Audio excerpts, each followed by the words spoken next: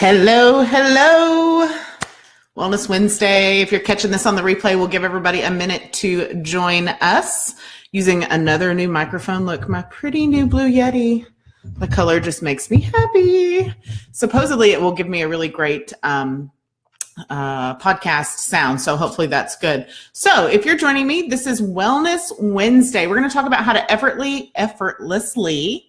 Oh, I'm still, I had a field trip today with my little, still all tagged up for the museum. How to effortlessly get rid of inflammation. And I know I do the same thing when people say effortlessly. Yeah, right. So I'm going to give you some ways, and some of them are going to be effortless to you, and some of them won't be effortless to you. So take what resonates and leave what doesn't. If you're new here, hello.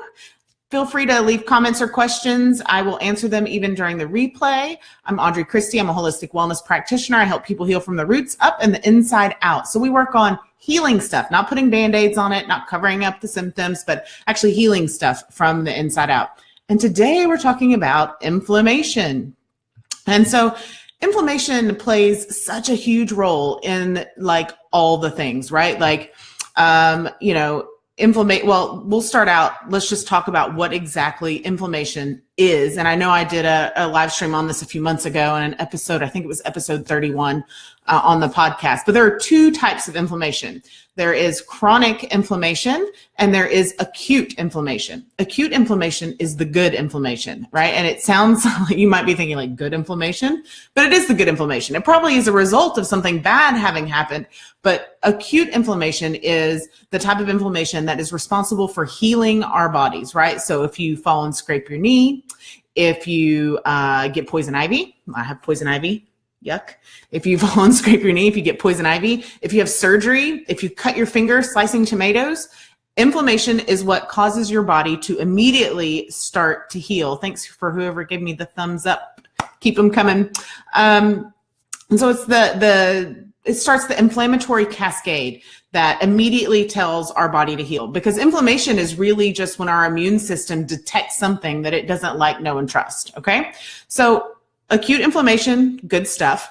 And acute inflammation, while we're on the topic, is also the reason why after surgery or after an injury, you want to avoid anti-inflammatories.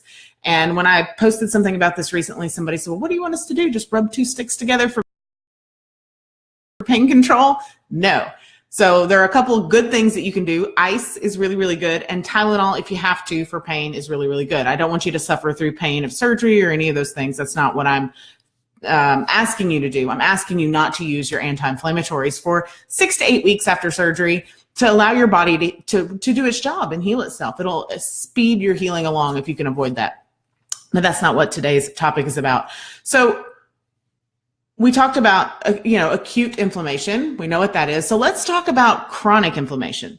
When inflammation goes from the kind that is helping your body heal to the kind that's just hanging around, that's chronic inflammation that, it lasts a long time. And chronic inflammation can show up in a lot of different ways. And a lot of people say, oh, I'm not inflamed. And I'm looking at them going, yeah, you're pretty inflamed. But chronic inflammation shows up in ways like skin issues. It shows up in low energy. It shows up in gut problems. If you have seasonal allergies, you're inflamed. It shows up in all sorts of different ways. And so what happens when we have that chronic inflammation and we ignore it? Because basically chronic inflammation is acute inflammation that's been ignored over time, and it just kind of keeps this low level of irritation in our body. So usually what happens, the first thing that happens is you get sick. You start getting sick more often. And then maybe you have some skin issues. You might have eczema. You might have acne. You might have dry, flaky skin. You might have some hives or some other sort of rash. You might have a stuffy, runny nose or watery eyes. You might get something a little bit more serious. You might get strep throat or the flu. Those are all signs that your body is inflamed. And then if you continue to ignore it over time, and that timeline is different for every person and every level of inflammation, but over time, that turns into things like autoimmune disease and arthritis and rheumatoid and Alzheimer's and, heart disease, depression, anxiety, asthma, even the big C, the big scary C word, cancer. So inflammation is one of the underlying root causes, if not the underlying root cause for all of those things. So it's really, really important to focus on how you can keep that inflammation down in your body. Which brings us to our next point. What causes inflammation?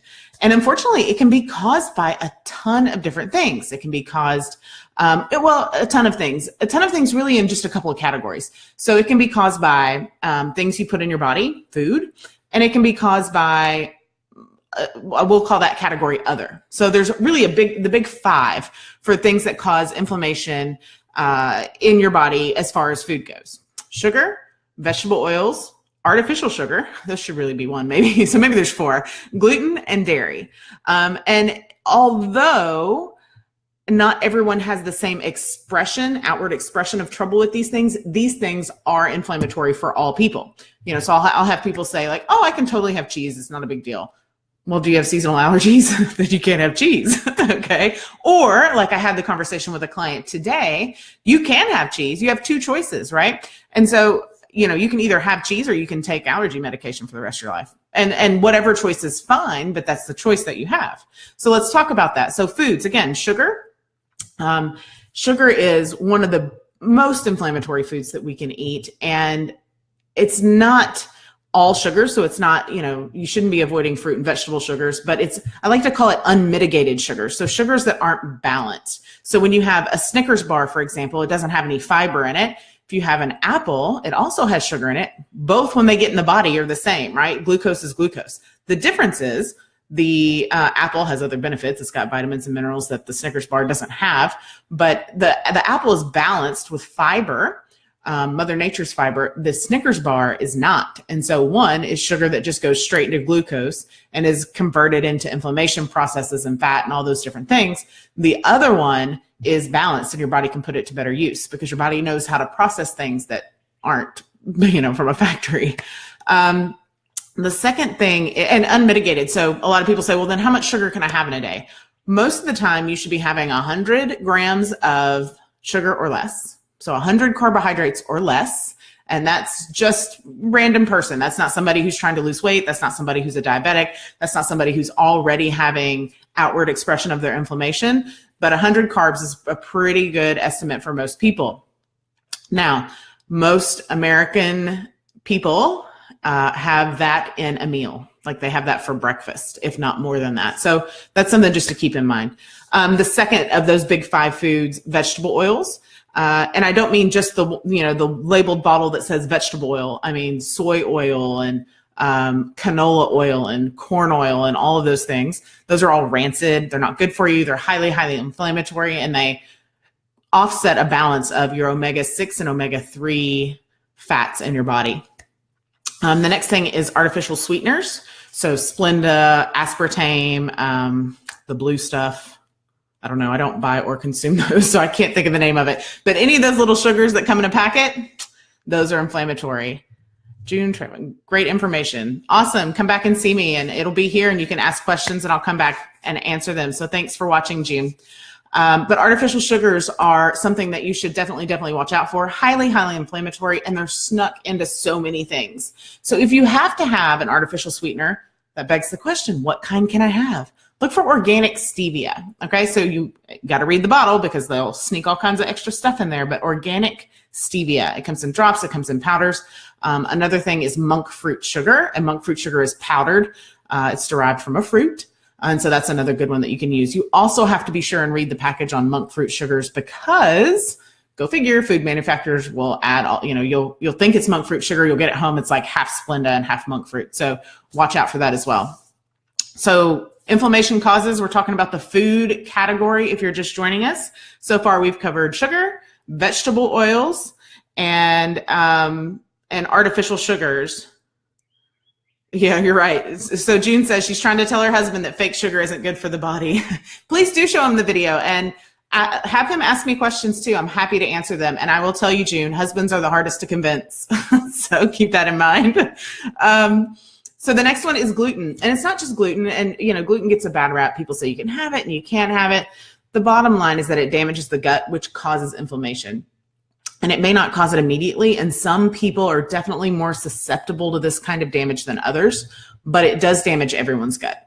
So generally you want to avoid gluten and other grains. What are other grains? Like oats and corn and all of these things. When you're trying to get rid of inflammation, this is a big question I get a lot. When you're trying to get rid of inflammation, you don't have to give these things up forever. But you do have to give them up for a long enough period of time to reduce the inflammation in your body. And then once you get that inflammation down, you can have it every once in a while. You might get some side effects, but you can have it. You want to strive for like an 80-20 or a 90-10 balance, depending on your health history. And so, you know, people look at this and they go, well, hell, if I can't have sugar, if I can't have vegetable oil, if I can't have grains, you know, I can't have artificial sweetener, then what the heck can I have? And it's one, you'd be really, really surprised because we don't consume those things as a family. And we eat really, really well. I mean, like we eat tasty foods, not like we eat healthy, but we also eat tasty foods. And I have hundreds of clients that do the same thing. And you get to a point, usually around the 21-day mark, where you're like, what the hell was I ever thinking? I feel so much better. It's so not worth it not to feel this way, right? So if you're just joining us, we talked about foods that cause inflammation. We've covered sugar, we've covered vegetable oils, we've covered gluten and grains, artificial sugars, and the very last one is dairy. And dairy is kind of a sneaky one, right? It's a lot of people say, oh, well, I have lactose-free this, I have lactose-free that. It's not generally the lactose that's the problem, it's the casein. The casein is the protein in the milk, and usually that's the culprit, and so that's the one you want to watch out for. A lot of times I see people give up gluten, and then there's a lot of things out there, a lot of recipes out there where people use dairy in place of gluten. So maybe you're making bread out of cheese, right? And so you want to get rid of that cheese, or you increase the cheese in your diet when you reduce the gluten, and then you just further the problem. So again, dairy is very, very damaging. It causes a mucus reaction in every person. And so a lot of times people will say, well, you know, I can have cheese, it's fine. And again, I go back to the allergies. I'm like, oh, there's pollen in the air. Are you sneezing? Then you can't have dairy, because it does cause a mucus reaction in all people. Some people are worse than others. But if you're trying to reduce the inflammation in your body and you want to get ahead of that inflammation, then it's really, really important to get rid of it. And then you can have, you know, occasionally if you need a piece of cheese, you can have it back. And there are lots and lots of really great substitutes out there. And I do find that a lot of my clients that can't have casein, can't have dairy, can have occasional goat cheese. And they have goat cheese that tastes just like cheddar these days. So it's really, really good. So that covers the food things, right? The 5 food things that are really, really inflammatory. There is another side to that, of course, stress, right? So stress is that one thing that is so hard to give up because, you know, we feel like we don't create it ourselves. And studies show that stress actually changes the way that our DNA expresses itself. So, you know, a lot of times people say your genes don't choose your destiny, but your choices do.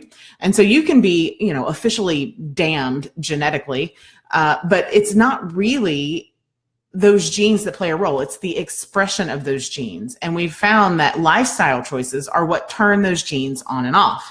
So, you know, it's really, like I said, stress is one of the hardest things to remove from our diet, because most of us feel like whether or not we're stressed is not really in our control. And I'd like to say that it is. And we'll talk about some of the ways that you can mitigate that here in just a minute. So I've told you what inflammation is, the good inflammation and the bad inflammation. We've talked about what causes inflammation, both the 5 food things and then stress, the non-food things. And there's some other non-food things that cause it, but I won't dive that deep here because I don't want to take up too much of your time. So the next thing we're going to talk about are how can you tell if you're inflamed? What are some signs? And so I ask clients to go through this list. 1, are you full of energy? Do you have skin trouble? Maybe you have cysts or acne or rashes or bumpy skin or a sebaceous cyst. Do you suffer from seasonal allergies? Do you have headaches? Do you have mood disorders? Are you anxious? Are you depressed? These are all signs of chronic inflammation. Believe it or not, and they can be signs of low-grade inflammation, or in some people, they're signs of really significant inflammation. And so it's inflammation that's been hanging around for a while, and it's starting to affect areas of the body other than what the inflammation was originally ignited for. So how can you reduce it? I told you that we were going to reduce inflammation effortlessly, and you rolled your eyes and said, no, I don't know about effortlessly. So let's talk about a few ways that you can do that. The first way we're going to talk about is lose weight. That is one of the best ways to reduce inflammation. And if you're thinking, why am I in an ideal weight? I mean, reduce your body fat ratio or fix your nutrition so that you're not taking in inflammatory foods. I know what you're thinking. You're thinking, you said effortlessly, you even put it in writing in the title. However, the first thing you let off with was to fix it was with weight loss. Well, seriously, the weight loss method that I teach, that I used for myself to lose nearly 100 pounds is absolutely effortless. And it's called the Body Wisdom Method. And it is based on, you don't count calories, you don't measure stuff and weigh stuff, or you don't track things or any of that sort of thing. It's a really easy and effortless way to lose weight. And you can get a taste of that in my free 7-day Spark. And I will put the link here later for you to download. And you can learn, the steps of that, because I think everyone should be able to do that. But that is one of the biggest ways. And as you make those changes and as you become more conscious about what you're putting into your body. Hi, Heidi. Thanks for joining. As you become more conscious about what you put into your body, then the weight starts to fall away effortlessly and the inflammation reduces itself naturally, right? The second thing, and this one more of you will find effortless, but trust me, the first one is absolutely effortless. And so earthing, you've heard me harp on this before. Get outside barefoot and in the sunshine. That's going to do two things for you. You actually shed positive electrons, and positive electrons are not positive. They cause inflammation when you get outside and get barefoot in nature. So you can do that just by stepping outside. That's really, really beneficial. Even more beneficial is to take your shoes off and get outside bare feet on the earth. It can even be on concrete. Wet concrete is better than dry concrete. You can also go to a live tree, root it into the ground, and put your hand on it. Take a deep breath and release all those electrons, right? And it actually reduces positive electrons in your body. This is measurable, by scientific measurements, lab results, all sorts of things. And so it's something that's really, really important. Everybody can do it. You don't have to do it long. You could just choose to walk to the mailbox or walk out and get the paper out of the driveway or, any of those things. Just sit outside with your feet barefoot on the ground. It's raining today. I was going to do this outside so I could show you, but it's raining here today. But the wood floors that you can kind of see behind me, our wood floors are actually grounded. And so you can test it with a voltage meter and see that you're grounded when you're barefoot on our floors in our house. And so it's really, really important to make sure that you're getting rid of those positive electrons. That reduces inflammation. To actually, studies show reduces pain as well. So it can help with acute inflammation as well. Another big one is massage. Massage is super important for self-care, but it can also help reduce inflammation overall. And if you need an official recommendation, I'll write you a note. But seriously, Cedars-Sinai did a study about massage lasting 45 minutes or longer actually lowers your level of inflammation, specifically of something called cytokines, which is a pro-inflammatory marker in your body.